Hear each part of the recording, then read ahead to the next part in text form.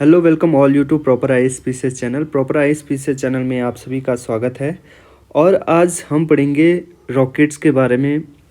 इसके अलावा हम पढ़ेंगे प्रोपेलेंट के बारे में और जो डिफरेंट डिफरेंट हमारे पास रॉकेट है, जैसे PSLV हो गया, GSLV हो गया, इन सभी के बारे में आज हम पढ़ने जा रहे हैं। देखिए, ये पर्टिकुलर जो टॉपिक है मैं इसलिए पढ़ा रहा हूँ आपको, क्योंकि आप सभी को पता है कि हमने अभी जो चंद्रयान 3 मिशन जो लॉन्च किया था, उसके बाद जब लैंडर जो साउथ पोल की जो सरफेस पे उतर गया था, तो उसके बाद हम सभी के अंदर जो क्यूरियोसिटी थी अबाउट चंद्रयान 3 के बारे में, तो इस वजह से चंद्रयान 3 के जो रॉकेट था, जो उसमें प्रोपेलेंट यूज किए गए थे और किस तरीके से वो लॉन्च हुआ, ये सारी चीज़ें जानना हमारे लिए इम्पोर्टेंट है। इसके अलावा अगर हम UPSC एस्पिरेंट हैं तो हमारे लिए ये जानना ज़रूरी है कि रॉकेट क्या होता है, प्रोपेलेंट क्या होता है, उनमें कौन से फ्यूल यूज होते हैं, कितनी स्टेजेस होती हैं रॉकेट की, ये सारी चीज़ें जानना बहुत ज़्यादा इम्पोर्टेंट हो जाता है। तो इसलिए हम इन सभी के बारे में जानेंगे। तो चलिए स्टार्ट करते हैं विदाउट एनी टाइम वेस्ट। तो सबसे पहले एक रॉकेट यहाँ पे आपको दिखाया गया है और इस रॉकेट में कौन कौन से पार्ट होते हैं पहले उसको जानते हैं। एक बेसिक से हम चीज़ों को डिस्कस करेंगे यहाँ पे, सो डेट आपके जो बेसिक्स हैं अबाउट रॉकेट, फ्यूल, प्रोपेलेंट, इन सभी के बारे में आपको एक अच्छी सी अंडरस्टैंडिंग हो जाए। ठीक है, जो सबसे पहले जो बाहर का पार्ट बताता हूँ मैं, जो ये लाल तरीके से है, इसको बोलते हैं स्ट्रक्चरल सिस्टम। एक स्ट्रक्चर है पूरे रॉकेट का, ठीक है। उसके बाद इस स्ट्रक्चर में अलग अलग चीज़ें होती हैं। देखिए, सबसे ऊपर पेलोड सिस्टम होता है, ये देख रहे हैं आप, पेलोड सिस्टम। तो इस पेलोड सिस्टम में क्या होता है कि इस पेलोड सिस्टम के अंदर पेलोड रखे जाते हैं, जैसे सैटेलाइट हो गया, तो सैटेलाइट हमारा क्या एक पेलोड है, तो सैटेलाइट्स रखे जाते हैं। इसके अलावा इस पेलोड सिस्टम के जस्ट नीचे गाइडेड सिस्टम होता है। देखिए, गाइडेड सिस्टम का मतलब क्या हुआ कि गाइडेड सिस्टम का मतलब होता है कि जब हम रॉकेट को लॉन्च करते हैं तो उसकी ट्रेजेक्ट्री किस तरीके से होगी, उस चीज़ को गाइड करने के लिए हमारे पास गाइडेड सिस्टम होते हैं। अब गाइडेड सिस्टम में क्या क्या चीज़ें होती हैं? गाइडेड सिस्टम मैंने अभी बताया, जो रॉकेट का जो पाथ होता है ना, उसको गाइड करने के लिए होता है, उसकी ट्रेजेक्ट्री को गाइड करने के लिए होता है। इसमें क्या क्या चीज़ें होती हैं? इसमें सेंसर होते हैं, इसमें ऑन बोर्ड कंप्यूटर होते हैं, इसमें रडार होते हैं और कुछ कम्युनिकेशन इक्विपमेंट होते हैं। कम्युनिकेशन इक्विपमेंट इसलिए होते हैं सो डेट हम जो नीचे जो हमारा जो सिस्टम है, जहाँ पे हम उसकी ट्रेजेक्ट्री को देख रहे हैं, वहाँ पे कम्युनिकेशन हो सके उसके साथ, जो रॉकेट जहाँ पे जा रहा है और जो नीचे हमारा जो सिस्टम है उसके साथ एक कम्युनिकेशन हो सके। तो आई होप इतनी चीज़ समझ गए हैं। अब देखिए, पेलोड के बारे में हम समझ गए, गाइडेड सिस्टम के बारे में हम समझ गए। अब यहाँ पे प्रोपल्सन सिस्टम के बारे में हम समझते हैं। प्रोपल्सन सिस्टम क्या होता है? प्रोपल्सन सिस्टम का मतलब ये ऐसा सिस्टम है जहाँ पे फ्यूल, ऑक्सीडाइजर, ये सारी चीज़ें रहती है और ये प्रोपोलेट करती है। प्रोपोलेट का मतलब रॉकेट को हाइट तक पहुँचाती है, मतलब ऊपर पहुँचाने का काम करती है। तो प्रोपल्सन सिस्टम में क्या होता है? फ्यूल होता है, ये फ्रेम, मतलब ये पूरा फ्रेम जो आउटर फ्रेम है इसके लिए कहा गया है। तो मेनली इसमें फ्यूल होता है, हमारा ऑक्सीडाइजर होता है, इसके बाद नोजल होता है और यहाँ पे कंबक्शन चैम्बर होता है। लिखा नहीं गया है यहाँ पे, बट यहाँ पे ये कंबक्शन चैम्बर होता है।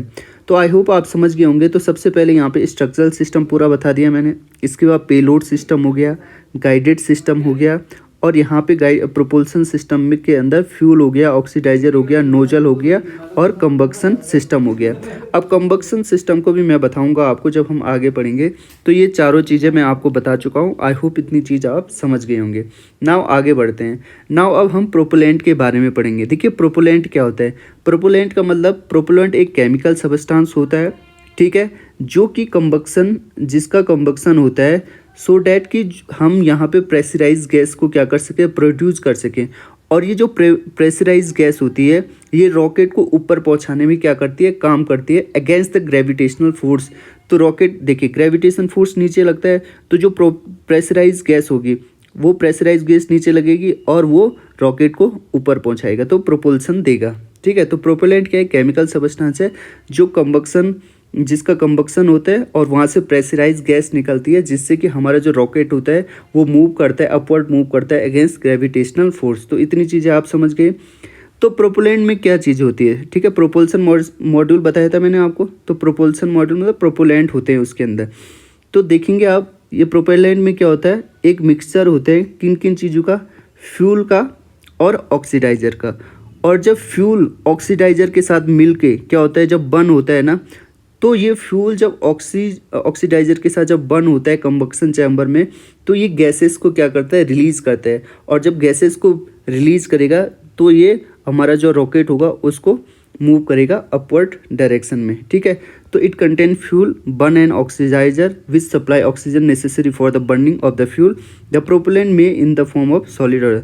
तो आप इतनी चीज़ समझ गए होंगे, हमारे पास फ्यूल होता है, ठीक है, इसमें प्रोपेलेंट में फ्यूल होता है और जो ये ऑक्सीडाइजर होता है, तो ऑक्सीडाइजर का काम क्या होता है? ऑक्सीडाइजर का काम होता है ऑक्सीजन को सप्लाई करना फ्यूल के साथ, सो डैट ये फ्यूल बर्न हो सके और यहाँ से गैसेस को रिलीज कर लिया जाएगा और फिर हमारा जो रॉकेट होगा वो ऊपर की तरफ जाएगा अगेंस्ट द ग्रेविटेशनल फोर्स। तो प्रोपेलेंट का मतलब आप समझ गए होंगे। नाउ अब यहाँ पे हम देखते हैं, देखिए अलग अलग तरीके के से प्रोपेलेंट होते हैं। सॉलिड प्रोपेलेंट होता है, लिक्विड प्रोपेलेंट होता है और फिर उसके बाद क्रायोजेनिक स्टेज होती है। तो सॉलिड प्रोपेलेंट में क्या होता है उसके बारे में हम जानते हैं। देखिए सॉलिड प्रोपेलेंट, देखिए जो भी प्रोपेलेंट होगा ना उसमें दो चीज़ें बहुत ज़्यादा, मतलब दो चीज़ें होती हैं। पहला हो गया फ्यूल, दूसरा हो गया ऑक्सीडाइजर। ऑक्सीडाइजर का काम क्या होगा? ऑक्सीजन प्रोवाइड कराना, किसको? फ्यूल को, सो डैट फ्यूल अच्छे से जल पाए। जब फ्यूल जलेगा तो गैसेस निकलेंगी और जब गैसेस निकलेंगी तो एक थ्रस्ट प्रोवाइड होगा, किसको? हमारे रॉकेट को, और फिर rocket against the gravitational force ऊपर जाएगा। तो ये एक बेसिक आइडिया है अबाउट द प्रोपेलेंट, ये चीज़ मैं आपको पहले भी बता। अब सॉलिड प्रोपेलेंट में होता क्या है? देखिए सॉलिड प्रोपेलेंट की जो खासियत है, जो अपना फ्यूल होता है और ऑक्सीडाइजर होता है वो पहले ही से एक साथ मिक्स रहता है। फिर से बता दूं, जो फ्यूल होता है, ऑक्सीडाइजर होता है, वो ऑलरेडी कंबाइंड होता है, वो पहले से ही क्या होता है? कंबाइंड होता है। यहाँ पे देखेंगे आप, ये फ्यूल और जो ऑक्सीडाइजर है वो पहले ही से ही क्या है? मिक्स है। उसके बाद जब इसको इग्नाइट किया जाता है, इग्नाइट मतलब इसको बर्न किया जाता है, तो इसके जब इग्नाइट किया जाता है, बर्न किया जाता है, तो ये हीट को क्या करता है? प्रोड्यूस करता है। तो फिर ये देखिए, ये ऑक्सीडाइजर और फ्यूल हो गया, इसको इग्नाइट करके ये कंबक्शन चैम्बर में जाएगा और फिर यहाँ क्या हो जाएगा? कंबक्शन चैम्बर में बर्न होगा और जब कंबक्शन चैम्बर में बर्न होगा तो हीट रिलीज होगी, गैसेस रिलीज होगी, हीट एनर्जी रिलीज होगी, गैस रिलीज होगी, ठीक है। और एक चीज़ आपको याद रखना है, सॉलिड प्रोपेलेंट में होता क्या है?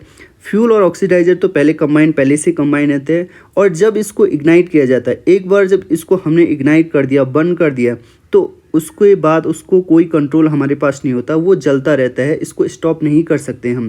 तो इतनी चीज़ आपको समझनी है कि सॉलिड फ्यूल और ऑक्सीडाइजर एक साथ कंबाइन होता है और जब इसको हम क्या कर लेते हैं?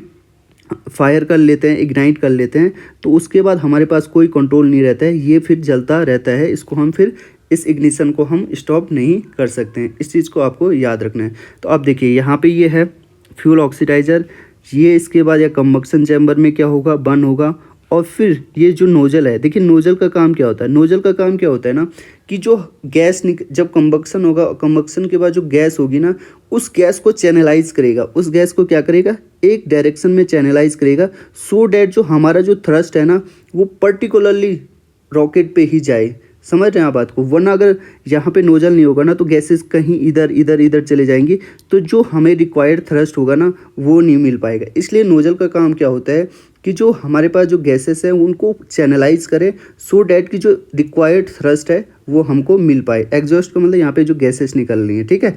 तो इतनी चीज़ आप समझ गए होंगे। नाउ अब हम चलते हैं लिक्विड प्रोपेलेंट की तरफ। अब लिक्विड प्रोपेलेंट, मैंने क्या बोला? प्रोपेलेंट में दो चीज़ें तो होती हैं, फ्यूल एंड ऑक्सीडाइजर। अब देखो लिक्विड प्रोपेलेंट, जैसे कि सॉलिड प्रोपेलेंट में क्या था? जो अपना फ्यूल था और ऑक्सीडाइजर था वो पहले से ही मिक्स था, ठीक है। बट अब यहाँ पे देखेंगे आप लिक्विड प्रोपेलेंट में जो फ्यूल होता है उसका अलग चैम्बर होता है, ऑक्सीडाइजर का क्या होता है? अलग चैम्बर होता है। फिर क्या होता है कि फ्यूल इस तरीके से आगे यहाँ पे कंबक्शन चैम्बर में जाता है और ऑक्सीडाइजर अपने चैम्बर से होके कंबक्शन चैम्बर में जाता है और फिर कंबक्शन चैम्बर में फ्यूल और जो ऑक्सीडाइजर है वो क्या हो जाते हैं? मिक्स हो जाते हैं। फिर उनको इग्नाइट किया जाता है, फिर नोजल के द्वारा जो गैसेस निकलती है, जो एनर्जी निकलती है, जो एग्जॉस्ट है वो चैनलाइज होके फिर थ्रस्ट प्रोवाइड करता है, किसको? रॉकेट को। और फिर इस तरीके से जो रॉकेट होता है वो आगे चला जाता है, ठीक है। तो यही है, फ्यूल और oxidizer are combined in combustion chamber. तो फ्यूल एंड ऑक्सीडाइजर को कहाँ कंबाइन किया जाता है? कंबक्शन चैम्बर में। वो पहले से ही क्या नहीं रहते हैं? एक साथ नहीं रहते हैं, वो अलग अलग चैम्बर में रहते हैं और उनको कहाँ मिक्स किया जाता है? कंबाइन किया जाता है कंबक्शन चैम्बर में। इतनी बात आपको समझ गए होंगे। इसके अलावा हमारे पास है, देखिए, तो जो फ्यूल है जैसे लिक्विड हाइड्रोजन हो गया, हाइड्रोजन हो गया, इथाइल अल्कोहल हो गया, ये कुछ लिक्विड फ्यूल हैं। फिर ऑक्सीडाइज़र, कुछ ऑक्सीडाइज़र हैं जैसे oxygen, ozone, hydrogen peroxide, fuming nitric acid, ये कुछ ऑक्सीडाइज़र हैं। चाहो तो आप याद रख सकते हो, अगर नहीं रखते तो उससे भी कोई दिक्कत नहीं होगी, बट आपको ये जो मैकेनिज़्म है ये आपको पता होना चाहिए। तो आई होप इतनी चीज़ आप समझ गए होंगे। नाउ आगे बढ़ते हैं। अब चलते हैं हम क्रायोजेनिक प्रोपेलेंट की तरफ। देखिए जो क्रायोजेनिक प्रोपेलेंट है ना, ये बहुत ज़्यादा इंपॉर्टेंट स्टेज है। देखिए इसमें क्या होता है, एक फ्यूल टैंक अलग से होगा और ऑक्सीडाइज़र टैंक अलग से होगा। ये चीज़ आप समझ गए। एक बार फिर से बता देता हूँ, जिस तरीके से लिक्विड प्रोपेलेंट में फ्यूल और ऑक्सीडाइज़र अलग अलग चैम्बर में रखे गए थे, इसी तरीके से यहाँ भी जो फ्यूल टैंक और ऑक्सीडाइज़र है वो अलग अलग से रखे जाते हैं। बट यहाँ पे जो इम्पोर्टेंट चीज़ है, जो यहाँ पे फ्यूल होता है क्रायोजेनिक स्टेज में क्या होता है, जो फ्यूल होता है और ऑक्सीडाइज़र होता है वो बहुत ही कम टेम्परेचर पे, वेरी लो टेम्परेचर पे क्या होता है, मेंटेन किया जाता है, स्टोर किया जाता है। जो हमारा फ्यूल एंड ऑक्सीडाइज़र है उसे बहुत कम टेम्परेचर पे स्टोर किया जाता है। देखिए यहाँ पे जो लिक्विड ऑक्सीजन होती है डेट इज़ ऑक्सीडाइज़र, इसको -183 डिग्री सेल्सियस पे स्टोर किया जाता है। वहीं हमारे पास जो फ्यूल है लिक्विड हाइड्रोजन, इसको -253 मतलब 253 डिग्री सेल्सियस पे रखा जाता है। अब क्या होता है ना, इस पर्टिकुलर क्रायोजेनिक स्टेज में क्या होता है कि हमें कोई इग्निशन की जरूरत, हम कोई इग्निशन नहीं देते हैं, ये इग्निशन अपने आप होता है। कैसे, अगर सपोज यहाँ से फ्यूल हमने रिलीज़ करा और यहाँ से ऑक्सीडाइज़र रिलीज़ करा, जैसे ये दोनों आपस में मिल जाते हैं कंबक्शन चैम्बर में, ये खुद ब खुद इग्नाइट हो जाते हैं। हमें इनको इग्नाइट कराने की ज़रूरत नहीं पड़ती है। इस चीज़ को यहाँ पे याद रखना, that is very very important. तो 2-3 चीज़ें आपको याद रखना है। एक तो जो फ्यूल और ऑक्सीडाइज़र है उनको वेरी लो टेम्परेचर पे रखा जाता है। लिक्विड ऑक्सीजन को -183 डिग्री सेल्सियस पे, लिक्विड हाइड्रोजन को -253 डिग्री सेल्सियस पे, और इनको कोई इग्निशन की ज़रूरत नहीं होती। जब भी ये आपस में कंबक्शन चैम्बर में मिल जाते हैं तो ये अपने आप क्या हो जाते हैं, इग्नाइट हो जाते हैं। और इट प्रोवाइड मतलब बहुत ज़्यादा थ्रस्ट प्रोवाइड कराते हैं। सबसे ज़्यादा थ्रस्ट ये प्रोवाइड कराते हैं क्रायोजेनिक प्रोपेलेंट। तो आप समझ गए होंगे कि क्रायोजेनिक प्रोपेलेंट क्या है, सॉलिड प्रोपेलेंट क्या है और लिक्विड प्रोपेलेंट क्या है। तो आई होप इतनी चीज़ आप समझ गए होंगे।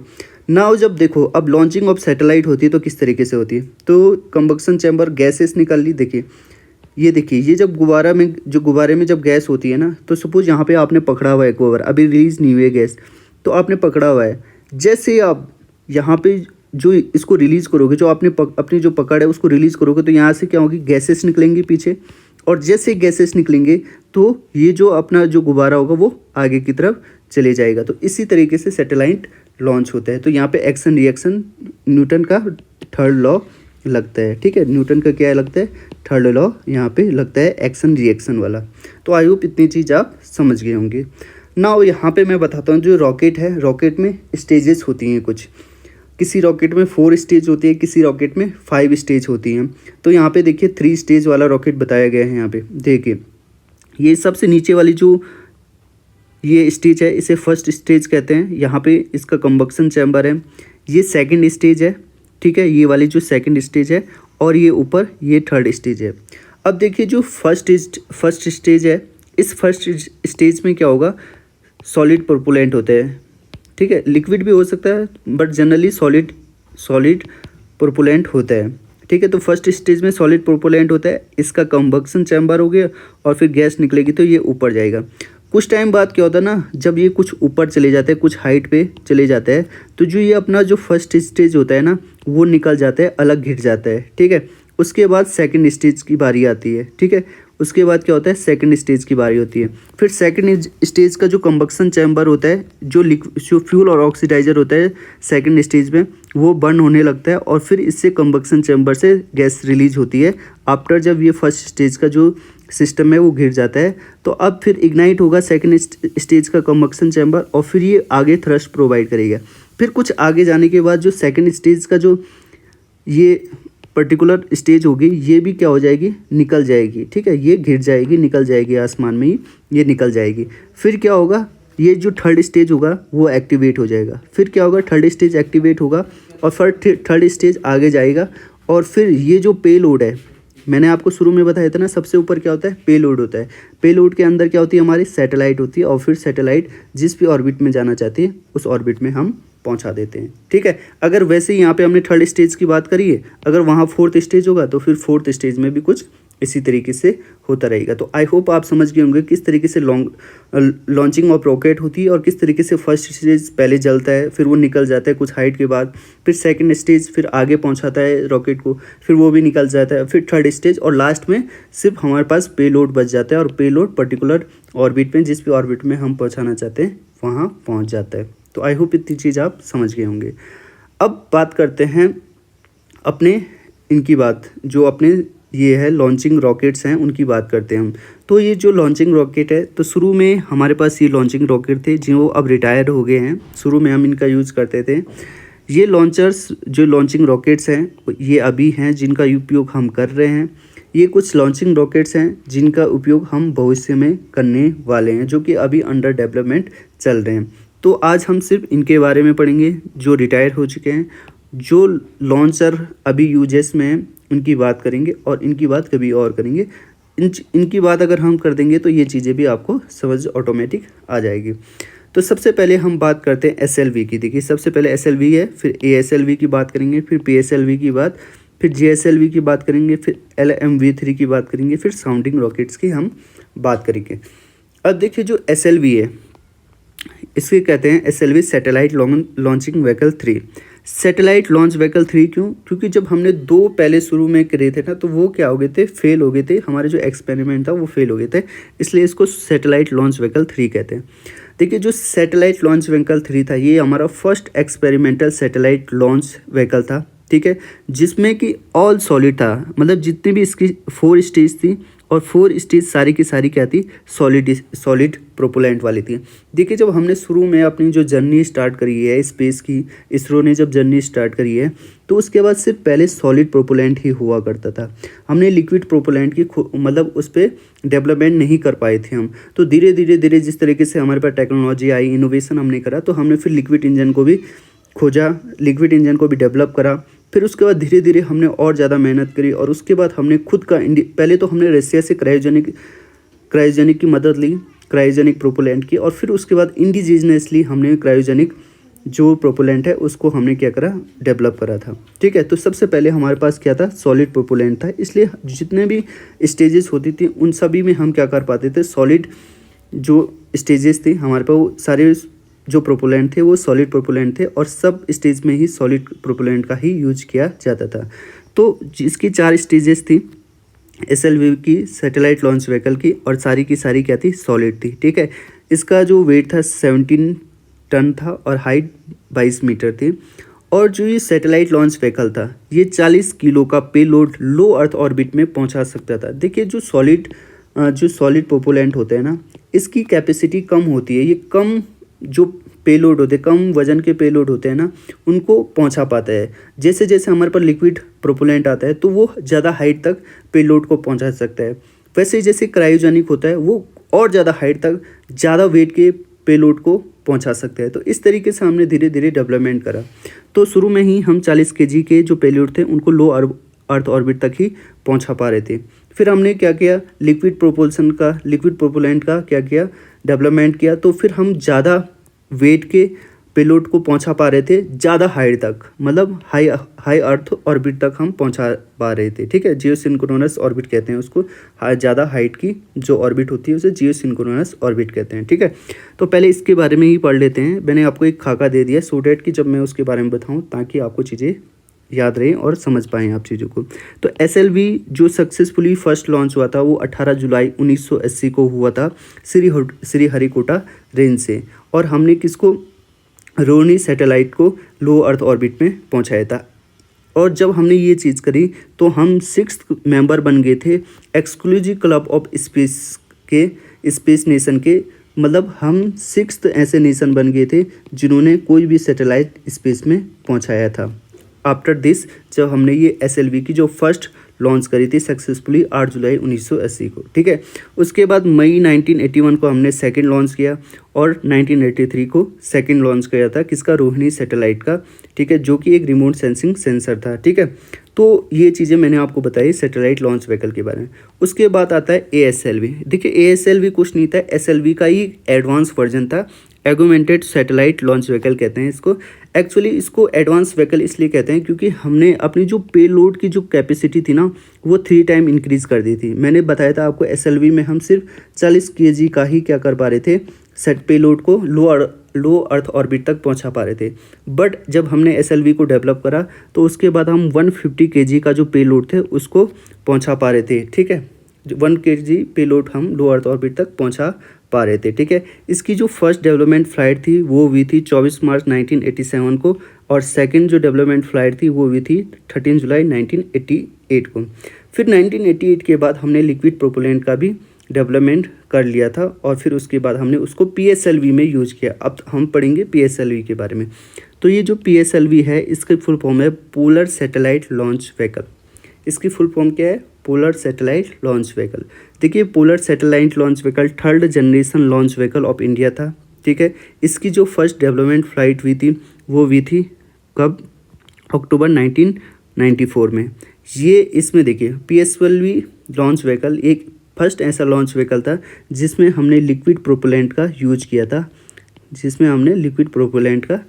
किया था, PSLV ने देखिए जो PSLV जो हमारे पास लिक्विड प्रोपेलेंट आ गया ना उसके बाद हमने मल्टीपल पेलोड को डिफरेंट ऑर्बिट्स में भेजना स्टार्ट करा। उसके बाद हमारे पास बहुत ज़्यादा कैपेसिटी हो गई थी अलग अलग पेलोड को भेजने की। तो इसीलिए PSLV ने एक टाइटल को अर्न करा जिसे बोलते हैं the work horse of ISRO. इसे क्या बोलते हैं, the work horse of ISRO इसको कहा जाता था। देखिए PSLV जो था इसने डिफरेंट हमारे जो लॉन्च थे सक्सेसफुल लॉन्च किए, जैसे कि चंद्रयान जो 1 था 2008 में जब हमने लॉन्च किया था वो भी PSLV से ही हमने लॉन्च किया था।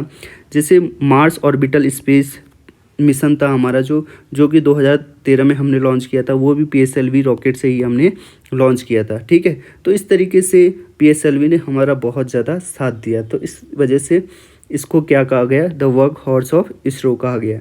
देखिए जो PSLV के 4 वेरिएंट है, PSLV का CA वेरिएंट जिसे कोर एलोन वेरिएंट भी कहते हैं।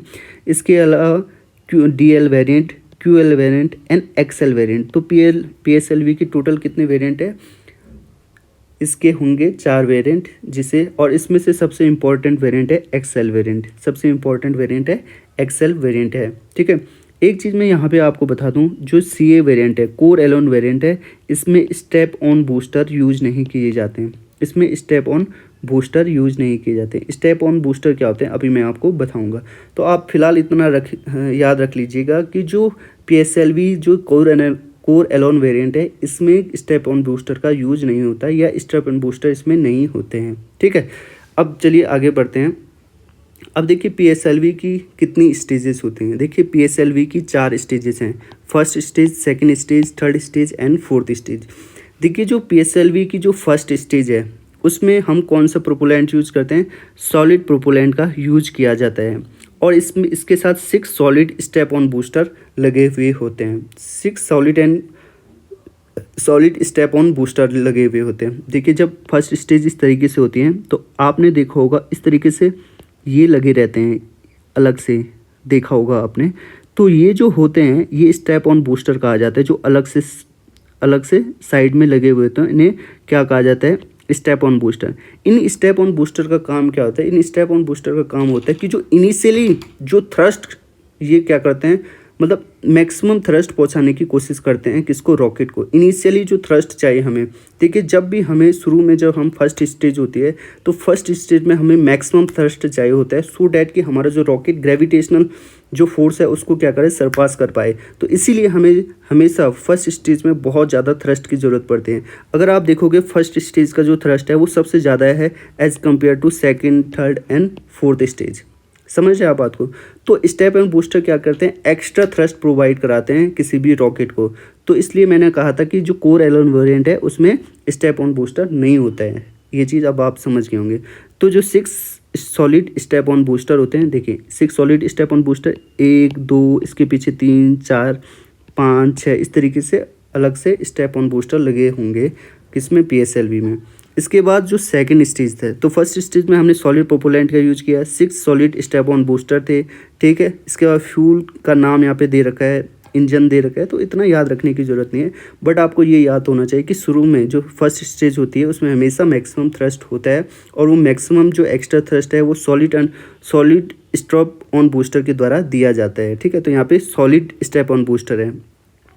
अब सेकंड स्टेज में क्या था, देखिए मैंने कहा था कि जब PSLV हमने उस टाइम पे लिक्विड प्रोपेलेंट का डेवलपमेंट कर दिया था, तो सेकंड स्टेज में हमने यहाँ पे क्या यूज़ किया, लिक्विड रॉकेट इंजन का यूज किया, जिसे हमने विकास इंजन भी बोला। ध्यान रखिएगा, बहुत इंपॉर्टेंट है। विकास इंजन क्या है, एक लिक्विड रॉकेट इंजन है, ठीक है।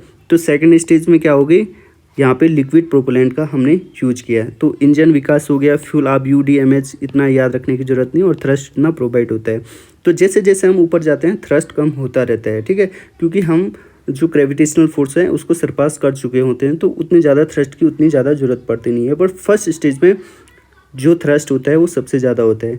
फिर जो थर्ड स्टेज था, दोबारा सॉलिड रॉकेट मोटर यूज किया, मतलब हमने सॉलिड प्रोपेलेंट का यूज किया, ठीक है। फिर फोर्थ स्टेज में दोबारा से हमने लिक्विड इंजन का यूज किया, ठीक है। तो लिक्विड इंजन, तो first stage solid propellant, second liquid, third solid propellant and fourth liquid propellant. तो आई होप इतनी सारी चीज़ें आप समझ गए होंगे।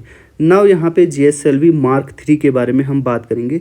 देखिए GSLV Mark 3, देखिए GSLV Mark 3 क्या है, इसमें ये रॉकेट है, ये तो आप सभी को पता ही चल गया, हम रॉकेट के बारे में बात कर रहे हैं। इसमें 3 स्टेजेस थी, जैसे PSLV की बात करी थी हमने, तो उसमें 4 स्टेज थी, बट इसमें 3 स्टेज थी, 3 स्टेजेस थी इसमें, ठीक है। इस चीज़ को आपको याद रखना है।